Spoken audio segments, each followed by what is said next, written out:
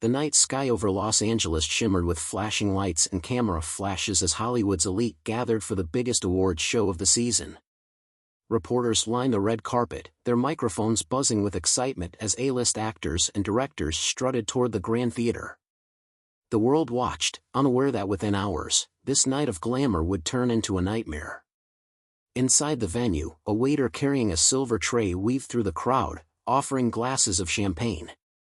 He looked pale, sweat dripping from his forehead as he stumbled toward one of the tables. Actress Madison Reeves, draped in an emerald green gown, accepted a flute from him with a smile. "Thank you, darling," she said before taking a sip. The waiter staggered back, clutching his chest. A wheezing gasp escaped his lips before he collapsed, convulsing violently. A hush fell over the room. Gasps, whispers. Then the screaming began. Security rushed toward the fallen man, but before they could reach him, his body twitched unnaturally. With a sickening crack, his head jerked up, eyes now an eerie, milky white. He lunged at a nearby actress, teeth sinking into her exposed shoulder. She shrieked in agony as blood splattered across the white tablecloth. Panic erupted. People pushed and trampled over each other in a desperate bid to escape. Cameras toppled, chairs crashed, and the once elegant ballroom became a scene of sheer horror. Those who were bitten quickly turned, their bodies twisting and snapping as they reanimated within minutes. Outside, the chaos spilled onto the streets. The infection spread like wildfire as bystanders who had been watching from massive screens along Hollywood Boulevard became the next victims. Police officers fired their weapons, but the undead horde only grew. Sirens wailed as emergency responders flooded the area, only to be overwhelmed in minutes. Back in Washington, President Donald J. Trump sat in the Oval Office, watching the breaking news unfold on multiple television screens. His chief of staff, Mark Reynolds, stood beside him, sweat forming on his brow. This isn't normal," Mark stammered. "People are turning within minutes. It's like something out of a horror movie." Trump leaned forward, his fingers pressed together. "We need to act fast. Seal off California." Mark blinked. "Sir, that's the entire state." "I don't care. If we don't stop this now, it spreads. We stop it before it reaches Middle America." The Situation Room buzzed with frantic discussions.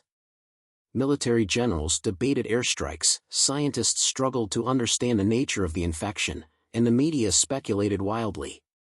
Meanwhile, the streets of Los Angeles burned. At the CDC headquarters in Atlanta, lead virologist Dr. Emily Vance analyzed the blood samples from early victims. Her assistant, Jason, paced nervously beside her.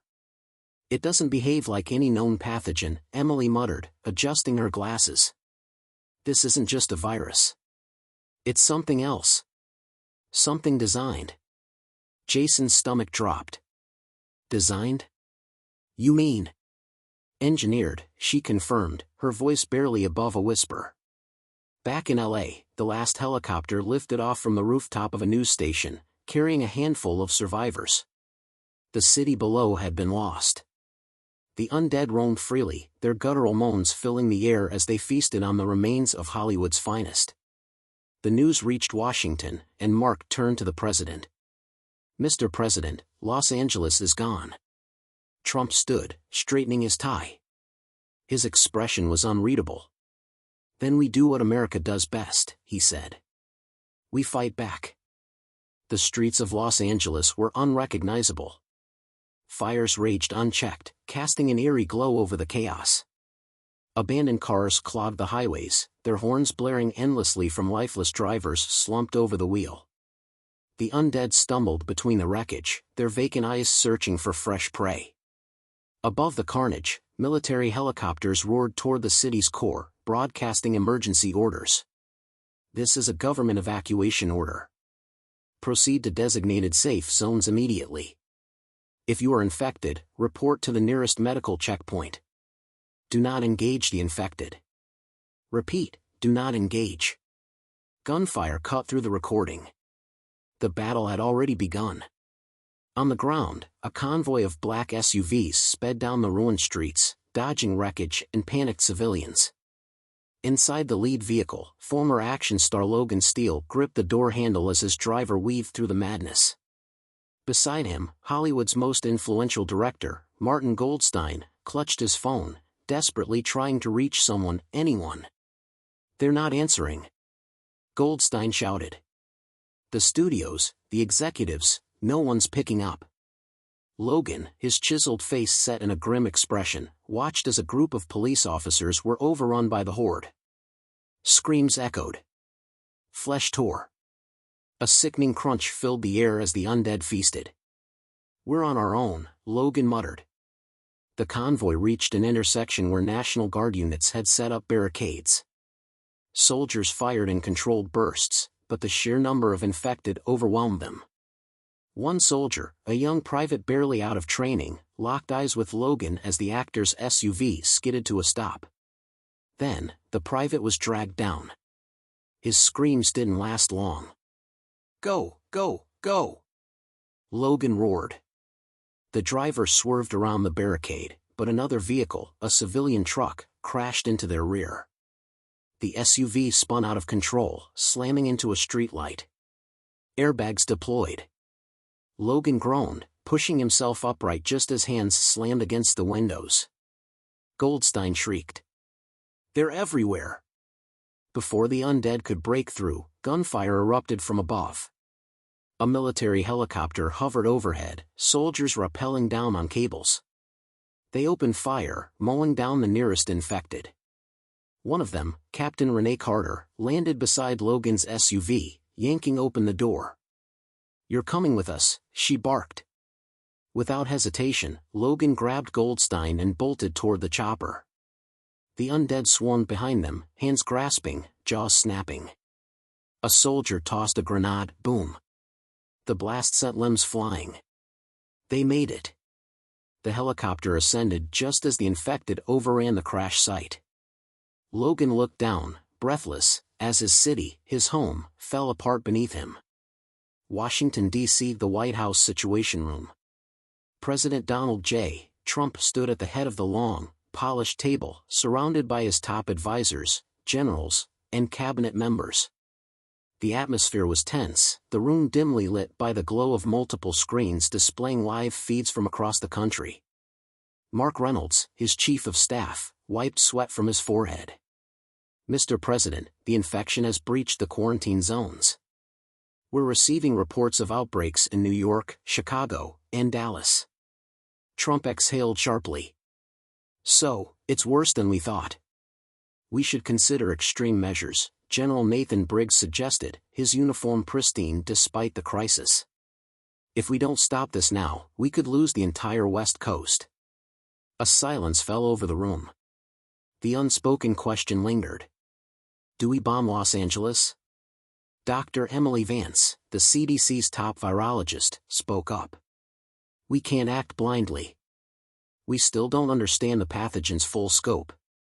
If we deploy nuclear strikes, we risk irradiating survivors, and the undead." Trump frowned. "Wait, you're telling me these zombies could survive a nuke?" Emily hesitated. "We don't know. But if it's an engineered virus, we have to assume worst-case scenarios." Mark cleared his throat. "Sir, we have another situation. The military bunker in Colorado, Cheyenne Mountain, has been compromised. The Joint Chiefs were evacuated, but we lost contact with several high-ranking officials." Trump's jaw tightened.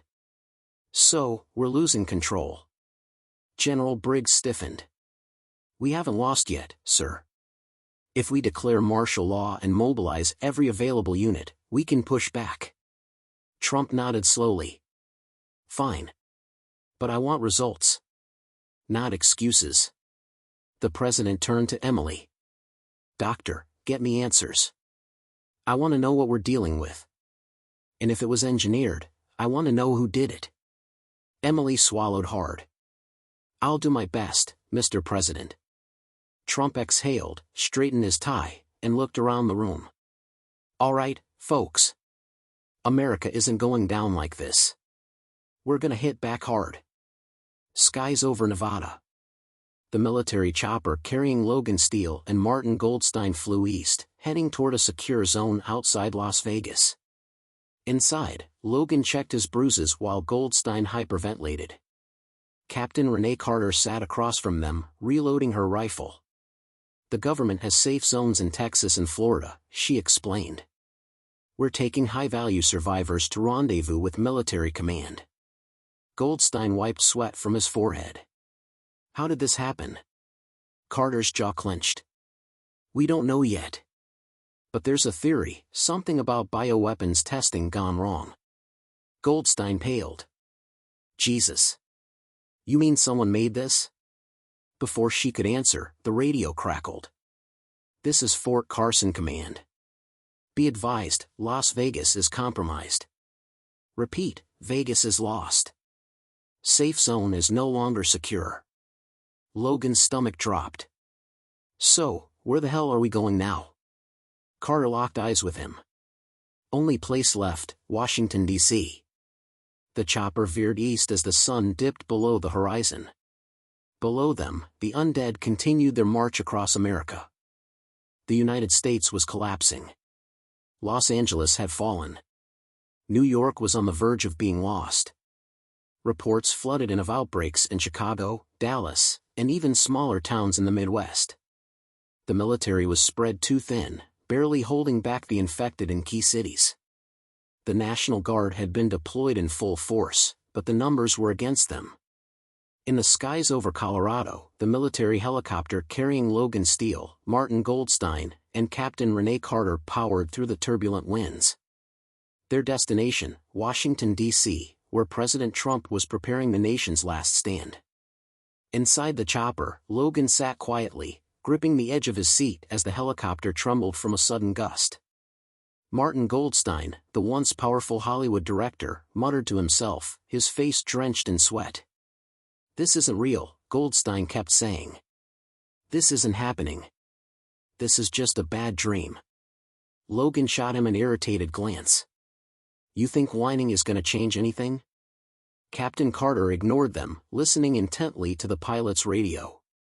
A grim expression darkened her face. "We've lost contact with Fort Carson," she announced. "Colorado's gone." Goldstein whimpered. "We're losing everything." Carter exhaled. "The president is still holding D.C. That's our last stronghold. If we lose Washington," she let the thought die. No one needed to hear it. Then, the radio crackled again. "This is Andrews Air Force Base, requesting immediate support. We are under attack. I repeat, we are." Static. Carter cursed under her breath. "That was our main refueling station." Logan clenched his fists. "So what now?" The pilot's voice came through their earpieces. "We're still heading for D.C. But if Andrews is lost, we might be flying into a death trap." The White House Situation Room. The air in the White House Situation Room was thick with tension. President Donald J. Trump sat at the head of the long table, his hands folded, listening as his advisors shouted over each other. The screens around them displayed live feeds of burning cities. New York was overrun, Chicago in flames, Atlanta barely holding. Mark Reynolds, his chief of staff, wiped his brow. "Mr. President, our forces are stretched too thin. We've lost control of the coasts." General Nathan Briggs leaned forward. "We have two options, full military mobilization or a nuclear counterstrike." Silence. Trump drummed his fingers on the table. "If we go nuclear, do we even know if that stops them?" Dr. Emily Vance, the CDC's top virologist, hesitated. "We don't know. This virus is unlike anything we've seen. If it's bioengineered, it may have mutations that protect it from extreme conditions." Mark cleared his throat. "Sir, that's not our only problem. There's been rumors." Trump raised an eyebrow. "What kind of rumors?" Mark hesitated. "Then, there's a group inside the government trying to take control." A hush fell over the room. "Deep state?" Trump muttered. Mark didn't answer, but his face said it all. General Briggs exhaled. If that's true, then our problems are bigger than the zombies. Trump's eyes narrowed. Then we handle it. We're not just fighting zombies, we're fighting traitors. And I don't lose. He stood abruptly, adjusting his tie. Get me my generals. Get me my best men. If someone's trying to take America while we're under attack, they're in for one hell of a fight. Andrews Air Force Base, Ground Zero. The base was under siege. Hundreds of zombies clawed at the fences, their rotting bodies pressing against the chain-link barriers.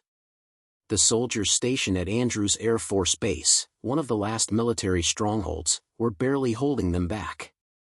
Sergeant Darren Cole, a hardened Marine, fired his M4 over the barricade, dropping 3 undead in a row. Next to him, Corporal Jasmine Vega slammed a fresh magazine into her rifle. We can't hold much longer. Vega shouted. The undead kept coming. More and more. A deafening roar filled the air as a military helicopter approached, its spotlights illuminating the carnage below. It was Logan Steele's chopper. Carter's voice crackled over the base's radio. Andrews, we're inbound. Hold the line. Sergeant Cole barked into his radio, landing zone is hot. We're surrounded. Inside the helicopter, Carter turned to Logan. We have to land, but it's risky. Logan glanced out the window. The base was swarming. But if they didn't land, there was nowhere else to go. Then we do what we do best, Logan said, gripping his rifle. We fight. The helicopter began its descent as the base's defenses collapsed. The undead poured in. The last safe zones were falling. And the fate of America now hung by a thread. The rot of death filled the air. At Andrews Air Force Base, the last defensive line had crumbled. The chain-link fences that once separated the living from the dead lay flattened under the weight of hundreds, no, thousands, of undead bodies. Soldiers fired their last rounds before being swallowed by the Horde. The few who managed to retreat found themselves running out of places to go. Above the carnage, Captain Renee Carter's military helicopter hovered, its side door open as Logan Steele and Martin Goldstein looked down at what had once been a stronghold. Jesus, Goldstein muttered. It's over. No, Logan growled, gripping his rifle. It's not over until I say it's over. The chopper's radio crackled. This is Sergeant Cole. We're pinned down in the hangar. We need evac, now. Carter turned to the pilot. Set us down on the roof of the hangar. We pull out whoever's left. The pilot hesitated. Captain, that area is crawling with infected. Carter's jaw tightened. We don't leave our people behind. The helicopter veered sharply, descending toward the hangar roof. Logan braced himself. He had fought in movies before, dodged explosions, taken down bad guys, and survived impossible odds. But this wasn't a movie. This was life or death. Inside the hangar, last stand. Sergeant Darren Cole and Corporal Jasmine Vega barricaded the doors with crates, sweat dripping down their faces. Outside, the undead pounded against the metal, their groans filling the massive space. We're running out of time, Vega said, checking her last magazine. I've got 6 bullets left. Cole reloaded his rifle. Make him count. Then, a voice crackled through their radio. We're coming in hot, brace yourselves. A thunderous boom rattled the hangar as the helicopter's guns ripped through the zombies outside. Bodies exploded into chunks as high-caliber rounds tore through the crowd. Then, bang, the side door of the hangar burst open. Logan Steele strode in, rifle raised. Behind him, Captain Carter and 2 soldiers covered the entrance. Time to go. Logan shouted. Cole and Vega didn't hesitate. They sprinted toward the exit, gunning down anything that moved. Carter tossed a grenade behind them, boom, the explosion sending zombie limbs flying. The team rushed up a ladder leading to the roof, where the chopper waited. The infected swarmed beneath them, clawing at their boots. Vega slipped, her fingers barely gripping the edge of the platform. Vega! Cole grabbed her wrist, pulling her up just as a zombie snapped at her leg. They scrambled into the chopper, the pilot already lifting off as the undead surged onto the roof. The helicopter soared into the sky, escaping just in time. Below them, Andrews Air Force Base was lost. The last hope for military stabilization on the East Coast was gone. And now, Washington, D.C. was next. The White House, battle plans. The Situation Room was a war zone of its own. Advisors barked orders. Military leaders debated strategy. Reports came in by the minute. D.C. was on the brink. President Donald J. Trump leaned over the conference table, hands gripping the edge as he stared at the maps laid out before him. General Nathan Briggs pointed at key locations. "Mr. President, the infection is pushing toward the National Mall. The Pentagon has been fortified, but we need reinforcements." Mark Reynolds, Trump's chief of staff, shook his head. "We don't have reinforcements. We're running out of men." Trump straightened his tie. "Then we make a stand." General Briggs sighed. "Mr. President, we need to get you out of here. If D.C. falls, the government needs to." "I'm not running," Trump snapped. "This is my country. If those things want America, they're gonna have to go through me." A sudden voice broke through the comms. "This is Captain Renee Carter. We have survivors from Andrews. Requesting clearance to land." Mark grabbed a headset. "Captain, you're clear for landing. We need all the help we can get." Trump turned toward the windows. In the distance, smoke billowed from the city streets. Fires burned out of control. Helicopters circled the National Mall, dropping soldiers into the fray. The undead were coming. Trump exhaled. "All right. Get me every man, woman, and bullet we've got. If we're going down, we're taking these things with us." Washington, D.C., the front lines. As Logan Steele's helicopter touched down outside the White House, the survivors were immediately rushed inside. Soldiers barked orders. Helicopters roared overhead. Machine guns rattled in the distance. Carter led Logan, Goldstein, Cole, and Vega through the White House halls, past exhausted military personnel and terrified officials. "This place won't hold for long," Cole muttered. Logan clenched his fists. "Then we fight." They were led to the Oval Office, where President Trump stood waiting. He looked them over, then smirked. Well, look who made it out of Hollywood." Logan raised an eyebrow.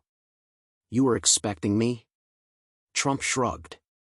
"You're Logan Steele. You've punched terrorists, saved the world, and jumped off buildings in your movies. I figured if anyone was gonna survive the end of the world, it'd be you." Logan smirked. "Well, Mr. President, this time the bad guys don't have guns. They've got teeth." Trump chuckled. "Then let's show them why America doesn't go down easy." Just then, alarms blared. A soldier burst into the room. "Mr. President, the barricades have been breached. The Horde is inside D.C." The room fell silent. Trump adjusted his tie. "Then let's give these bastards the fight of their lives." Outside, thousands of zombies poured through the streets of Washington. The final battle for America had begun. The streets of Washington, D.C. had become a war zone. The National Guard and remaining military units had formed makeshift barricades around the White House, using everything from Humvees to sandbags in a desperate attempt to slow the oncoming horde. Machine gun nests rattled as waves of undead surged forward, the stench of rotting flesh thick in the air. From a rooftop across the street, Logan Steele peered through the scope of a borrowed military rifle, scanning the chaos below. Next to him, Sergeant Darren Cole barked orders into a radio, directing the troops to hold their ground. "Here they come!" Cole shouted. Down on the streets, dozens of zombies crashed into the barricades, their bodies piling up as soldiers fired mercilessly. But no matter how many fell, more kept coming. The White House, War Room. Inside the White House, President Donald J. Trump stood with his arms crossed, watching a live drone feed of the battle projected onto a screen. His expression was grim but resolute. Mark Reynolds, his chief of staff, wiped his brow. "Mr. President, we need to get you to a safer location." Trump shook his head. "No. If I leave, morale crumbles. We hold the line." General Nathan Briggs stepped forward. "Sir, our biggest problem is the numbers. If they keep pushing, even with the barricades, we can't hold out." Dr. Emily Vance, the CDC virologist, cleared her throat. "Mr. President, I have an update. The virus is mutating." Trump turned to her, his eyes narrowing. "What do you mean, mutating?" Emily hesitated. "We've received reports of faster zombies. Smarter ones. They're adapting." Trump exhaled. "So, it's worse than we thought." General Briggs clenched his fists. "Then we use everything we have left." Trump nodded. "I want a perimeter set up around the Capitol building. We do not lose the city." Just then, boom! A massive explosion rocked the White House. The power flickered. The alarm system blared. A Secret Service agent rushed in, panic in his eyes. "Mr. President, the zombies have breached the East Wing. The rooftop, Logan's last stand." On the rooftop, Logan Steele saw the Horde breaking through the fences. Cole cursed. "We just lost the front line." Captain Renee Carter's voice crackled over the radio. "Fall back to the White House." "Repeat, fall back." Logan turned to Martin Goldstein, the trembling Hollywood director who had somehow survived this far. "You ever fire a gun before?" Goldstein gulped. "Only on set." Logan tossed him a pistol. "Then today, you're the star of your own action movie." The rooftop stairwell door burst open, for zombies lunging forward. Logan didn't hesitate. Bang! Bang! Two went down. Cole took out another with a burst from his rifle. Goldstein screamed, stumbling backward as the last zombie lunged at him. Bang! The pistol in Goldstein's shaking hand smoked. The zombie fell backward, its skull blown apart. Goldstein stared at the gun, breathing heavily. "Oh my God, I actually did it." Logan smirked. "That's the spirit, Spielberg." Then, he turned back toward the White House. "Come on. We need to move." Inside the White House, chaos. The hallways of the White House had turned into a death trap. Secret Service agents fought to contain the breach as zombies pushed deeper into the building. Gunfire echoed through the marble corridors. President Trump had been moved to a secure underground bunker, but he refused to leave the battle entirely. Watching live feeds from security cameras, he clenched his fists. "This is our house," he muttered. "And I'll be damned if we let those rotting freaks take it." General Briggs turned to him. "Sir, if the building falls, we have one last option." Trump raised an eyebrow. "Which is?" Briggs hesitated. "Then, we destroy the White House." Silence. Mark Reynolds paled. "You can't be serious." Briggs looked at Trump. "Sir, we have explosives rigged beneath the East Wing for emergency demolition. If the zombies overrun us, we can bring the whole structure down and take them with it." Trump exhaled. "That's the last resort. But if it comes to that," he set his jaw. "We do it." Just then, a soldier ran in. "Sir, Logan Steele's team has made it back inside." Trump grinned. "Well, it's about damn time." The final stand, Oval Office. Logan, Cole, Carter, Vega, and Goldstein barricaded the doors as zombies filled the hallways. The White House was falling. Logan turned to Carter. "What's the plan?" Carter reloaded her rifle. "We hold the line until the president is evacuated." "Evacuated where?" Goldstein asked. Carter frowned. "That's the problem. There's nowhere left." Then, the radio crackled. "This is Air Force One. We're approaching D.C. with a team of reinforcements." Everyone stared at the radio. Cole blinked. Did they just say Air Force One? Trump's voice came through next. Boys, our ride just got here. Let's clean this place up. Logan grinned. You heard the man. Let's make America undead-free again. Outside, the biggest battle of the apocalypse was about to begin. The undead had overrun Washington, but humanity wasn't done fighting yet. The streets of Washington, D.C. were a nightmare. From the shattered windows of the White House, Logan Steele watched the zombie horde surge toward them like a tidal wave of death. The last barricades had fallen. The military was barely holding the line. Inside the Oval Office, the remaining survivors, Sergeant Darren Cole, Captain Renee Carter, Corporal Jasmine Vega, and Hollywood director Martin Goldstein, loaded their weapons. Every magazine counted. Every bullet was life or death. The radio crackled again. This is Air Force One. Reinforcements are on the way. ETA, 5 minutes. 5 minutes. They didn't have 5 minutes. The streets of D.C., holding the line. Down below, what remained of the Secret Service, National Guard, and U.S. Marines fought desperately against the infected. Machine guns roared. Grenades exploded. But the zombies kept coming. Sergeant Cole growled into his radio. We're out of time. If Air Force One is coming, it better bring the damn cavalry. Then, boom. A massive shockwave ripped through the air as two F-22 Raptors streaked across the sky, unleashing a devastating missile barrage into the zombie ranks. The streets erupted in fire and smoke. Cole blinked. No way. Behind them, a massive shadow loomed in the sky. Air Force One. The massive presidential aircraft, escorted by military helicopters, was descending toward the National Mall. A fleet of Ospreys and Black Hawks followed, loaded with elite Delta Force and Navy SEAL teams.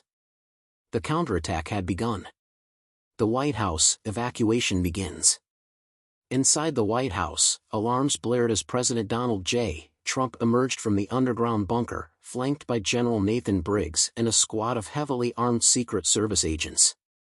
Trump adjusted his suit and surveyed the situation. All right. Time to clean up this mess. Mark Reynolds, his chief of staff, was sweating bullets. Mr. President, we need to move now. The zombies are breaching every entrance. Trump turned to General Briggs. What do we have left? Briggs exhaled. Not much. Trump smirked. Then let's make it count. The rooftop battle. Logan and his team fought their way up the White House stairwell, cutting down infected at every turn. Blood splattered the walls. The air reeked of death. Goldstein tripped on a corpse, nearly falling. Logan grabbed him. Move, Hollywood. No one dies on my watch. They burst onto the rooftop. The Black Hawks were descending, side gunners unleashing rapid fire into the swarming undead below. Delta Force operators rappelled down, securing a perimeter. Overhead, Air Force One banked hard, preparing for a rapid extraction. Cole helped Vega onto a helicopter. Carter turned to Logan. You next.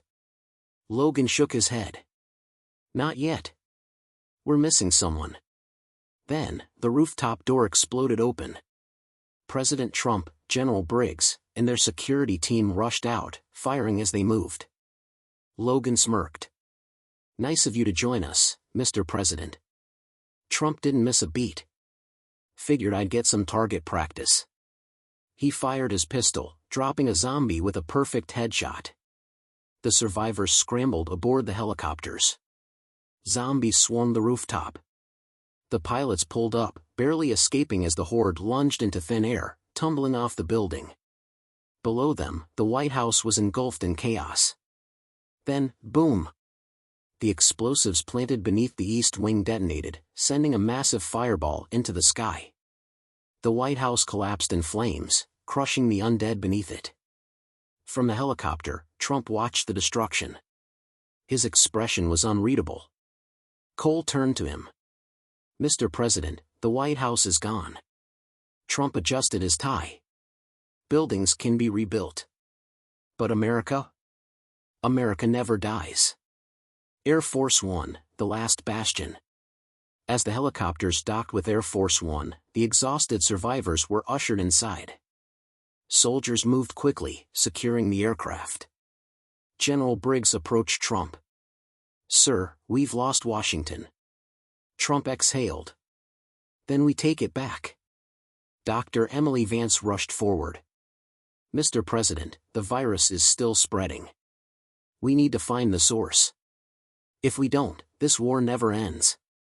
Logan nodded. "We don't just need a fight. We need a cure." Trump turned to his team. "Then we go after the people who made this." Carter frowned. "You think someone did this, on purpose?" Trump's eyes darkened. "Oh, I don't think. I know." He turned toward the cockpit. "Set course for NORAD. We're taking this war to the enemy." As Air Force One disappeared into the night, the battle for humanity was far from over. Because now, it wasn't just about survival. It was about revenge. Air Force One soared through the night, cutting across the war-torn remains of the United States. Below, cities burned. Highways were choked with abandoned cars and the corpses of the fallen. Civilization was dying. But America wasn't dead yet. Inside the presidential war room aboard the massive aircraft, President Donald J. Trump, Logan Steele, Captain Rene Carter, and General Nathan Briggs studied a digital map of the U.S., updated in real time by military satellites.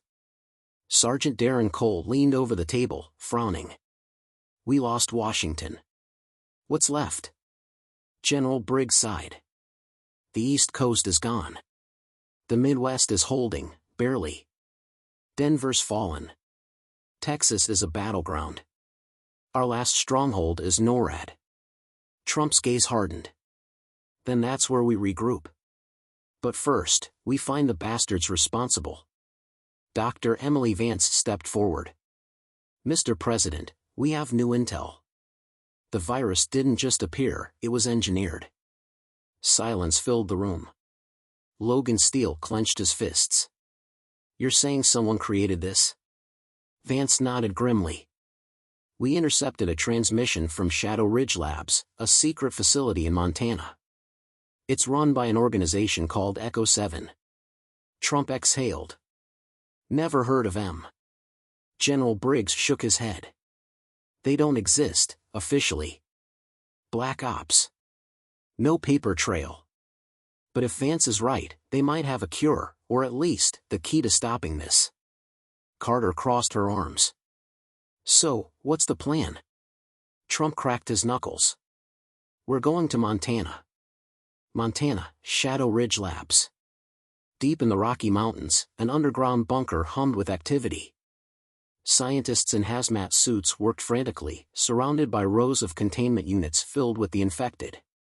At the center of the lab, Dr. Elias Thorne, the mastermind behind the virus, watched live drone footage of the world collapsing. A man in a black suit approached him. "Sir, Air Force One is en route." Thorne smirked. "Right on schedule. The skies over Montana, the ambush." As Air Force One neared its destination, alarms suddenly blared. The pilot's voice came over the intercom. "Incoming missiles. We're under attack." Boom! The aircraft shook violently as an explosion erupted off the left wing. In the war room, everyone braced for impact. Trump grabbed a radio. "Somebody tell me what the hell is going on." A voice from the cockpit, "Stealth fighters. They came out of nowhere." Carter's eyes widened. "Echo 7 was expecting us." Machine gun fire ripped through the fuselage. The plane lurched sideways, sending people tumbling. Cole gritted his teeth. "We need to fight back." Logan grabbed his rifle. "Then let's give these guys a real dogfight." The battle in the sky. Armed Secret Service agents and military personnel rushed to the cargo bay, grabbing parachutes and weapons. Trump looked at General Briggs. "Tell me we've got a counterattack." Briggs smirked. "Oh, we've got one, sir." He turned to the comms officer. deploy the Raptors. Below them, from a nearby Air Force base, 2 squadrons of F-22 Raptors launched into the sky. The battle was on. Air Force One dodged and weaved as the stealth fighters unleashed hell. Bullets ripped through the sky. Rockets detonated in midair. Inside the plane, Logan and Carter fought their way through enemy boarders, Echo 7 mercenaries who had parachuted onto the aircraft. Gunfire erupted in the halls. The battle was inside now. Logan tackled a mercenary, slamming his head into a bulkhead. "You picked the wrong plane, buddy." Cole and Vega pushed forward, covering the president. Then, boom! The right engine exploded. The pilot screamed through the intercom. "We're going down. Brace for impact." The crash. Air Force One tore through the Montana wilderness, ripping trees apart as it crashed into the mountainside. Inside, chaos. Metal groaned. Sparks flew. Then, darkness. Silence. Then, a groan. Logan's steel blinked through the blood in his eyes. Smoke filled the wreckage. He heard voices. Survivors. Carter.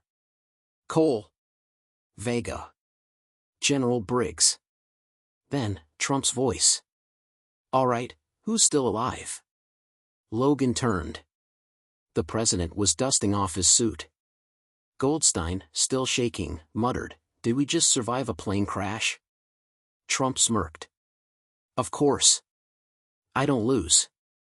But as they emerged from the wreckage, weapons raised, they realized they weren't alone. Dozens of Echo 7 operatives were waiting. Behind them, the Shadow Ridge bunker entrance stood open. And from the shadows, Dr. Elias Thorne stepped forward, smiling. "Mr. President," he said smoothly. "We've been expecting you." Logan clenched his fists. This was a trap. Thorne chuckled. Of course it was. The survivors raised their weapons. The final battle had begun. Smoke billowed from the wreckage of Air Force One, its once proud fuselage now a smoldering ruin against the Montana wilderness. The survivors, President Donald J. Trump, Logan Steele, Captain Rene Carter, Sergeant Darren Cole, Corporal Jasmine Vega, General Nathan Briggs, Dr. Emily Vance, and Martin Goldstein, stood surrounded by Echo 7 operatives, all heavily armed. And at the center of it all, Dr. Elias Thorne, the man behind the zombie apocalypse, smiled like a man who had already won. "Welcome to Shadow Ridge," Thorne said smoothly, arms spread. "You came looking for answers, Mr. President. Why don't you step inside? We have much to discuss." Logan tightened his grip on his rifle. "If you think we're walking in there as prisoners, you're dumber than you look." Thorne chuckled. "Oh, you misunderstand. I want you to come willingly." His eyes gleamed. "Because what I have to show you will change everything." Trump crossed his arms. "I've heard that before. Usually from losers." Thorne sighed. "Fine. If you won't come quietly," he snapped his fingers. The mountain rumbled. From hidden steel doors in the ground, massive containment units slid open. The air filled with a low, guttural growl, a sound not made by any ordinary zombie. Then they stepped out. Twisted, mutated undead, faster, stronger, more intelligent. Their eyes burned with unnatural red light, their bodies covered in bone-like armor plating. Vance gasped. "They've been experimenting." Thorne smirked. "Meet the next generation." The lead zombie, nearly 8 feet tall, let out a blood-curdling roar. Then, all hell broke loose. The Battle of Shadow Ridge. Logan fired first, dropping 2 Echo 7 soldiers before diving behind the wreckage. Cole and Vega followed, unloading their rifles into the incoming undead. Carter barked orders. "Fall back. Use the plane for cover." Trump, standing in the open, calmly pulled out a golden desert eagle and shot a mutated zombie straight between the eyes. The creature collapsed in a heap. Goldstein stared, wide-eyed. Did the president just? Trump blew smoke from the barrel. "Damn right I did." Echo 7 soldiers moved in, but General Briggs pulled a grenade pin with his teeth and hurled it. Boom! The explosion sent bodies flying. Logan grabbed his radio. Briggs! Tell me we've got backup coming. Briggs checked his watch. We've got an Air Force strike inbound, ETA 3 minutes. Logan grinned. Perfect. The survivors pushed forward, bullets flying. Vance shouted, "We need to get inside the lab. The cure might be in there." Trump nodded. "Then let's take it." Inside Shadow Ridge Labs. The team breached the bunker, clearing rooms as they advanced. Alarms blared as Echo 7 forces tried to stop them, but Logan cut through them like a storm, bullets, blades, fists, whatever it took. They reached the main lab. Inside, rows of containment tanks held what remained of human test subjects, mutated beyond recognition. And at the center of the lab was a single vial of blue liquid. Vance rushed forward. "This is it. The cure." Then, a gunshot. Thorne stood at the doorway, pistol smoking. "You really think I'd let you take that?" Logan fired first, 3 rounds straight to Thorne's chest. The doctor staggered back, blood seeping from his wounds. He collapsed to his knees, gasping. You have no idea what you've done." Trump stepped forward. Yeah. I've heard that one before." Logan grabbed the cure. "Time to fix this mess." The final escape. The survivors fought their way back outside, where the Air Force finally arrived. F-22s streaked overhead, launching precision strikes that obliterated the remaining zombies and leveled the bunker. As explosions rocked the mountain, a Black Hawk helicopter swooped in for extraction. The team climbed aboard, barely escaping as the entire Shadow Ridge facility collapsed into flames. Logan slumped back in his seat, exhausted. "Please tell me we're done." Vance held up the cure. "We still have work to do." Cole exhaled. "But at least we've got a chance now." Trump nodded. "America always finds a way." He looked out over the burning wreckage below. "And now, we rebuild." The helicopter disappeared into the rising dawn. The battle was over. But the fight for humanity had just begun. The end, for now.